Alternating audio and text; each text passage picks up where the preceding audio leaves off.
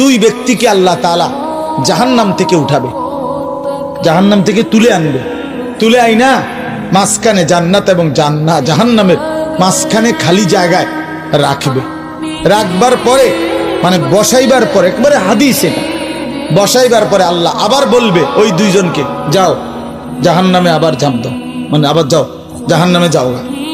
তো একজন এক দৌড়ে জাহান্নামের দিকে যাই, এই জাহান্নামে ঝাঁপ দিবে, আর আরেকজন আস্তে আস্তে হাইটা হাইটা 2 কদম হাঁটে আর পিছন দিকে আবার তাকায়, আবার 2 কদম হাঁটে পিছন দিকে তাকায়, এইভাবে একটু একটু করে হাইটা হাইটা জাহান্নামে গিয়া পড়বে।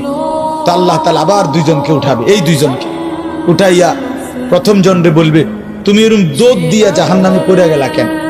সে বলবে, মাওলা জীবনভর আমি আপনার নাফরমানি করেছি, আপনার কথা মানি নাই বলেই তো আমি জাহান্নামী হয়েছি।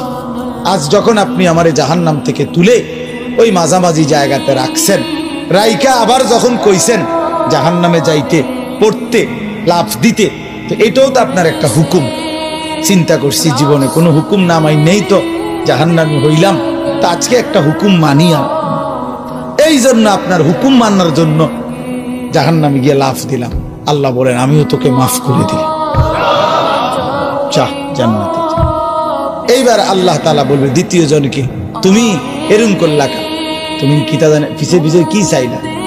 তো সে বলবে, মাওলা আমি তো জাহান্নামী, আমার আযাব তো হচ্ছিলই, তো আপনি যখন আমারে জাহান্নাম থেকে তুলে এই খালি জায়গায় আইনা বসাইলেন,